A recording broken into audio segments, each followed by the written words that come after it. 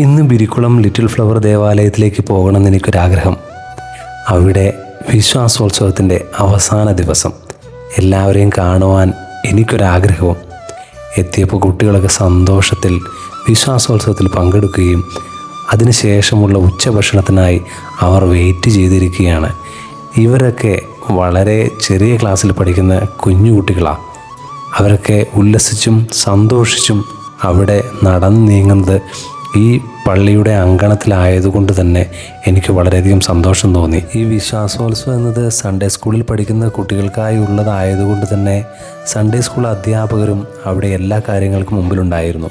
അതുപോലെ തന്നെ ഇടവകയിലെ കൈക്കാരന്മാരും. ഈ വിശ്വാസോത്സവം ഒരു വിശ്വാസ പരിശീലനം മാത്രമല്ല, കൂട്ടായ്മയുടെയും സ്നേഹം പങ്കുവെക്കലിൻ്റെയും ഒരുമയുടെയൊക്കെ ഒരു പ്രവർത്തനം തന്നെയാണ്. ഭക്ഷണത്തിനൊക്കെ ശേഷം പള്ളിയുടെ ഉള്ളിൽ വെച്ച് ആക്ഷൻ സോങ് പഠിപ്പിക്കുന്ന 2-3 ടീച്ചേഴ്സിനെ നിങ്ങൾക്ക് കാണാം.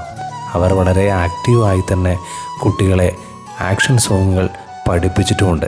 ഈ കുഞ്ഞു മക്കൾ ഇത്രയും നന്നായി ആക്ഷൻ സോങ് കളിച്ച് ഇവർ ഒരിക്കലും ഇത് മറക്കില്ല. കാരണം പള്ളിക്കുള്ളിൽ നിന്നായതുകൊണ്ട് തന്നെ. വിശ്വാസോത്സവത്തിൻ്റെ ഭാഗമായി ടീമുകൾ തിരിച്ചുള്ള മത്സരങ്ങൾ നടന്നിരുന്നു.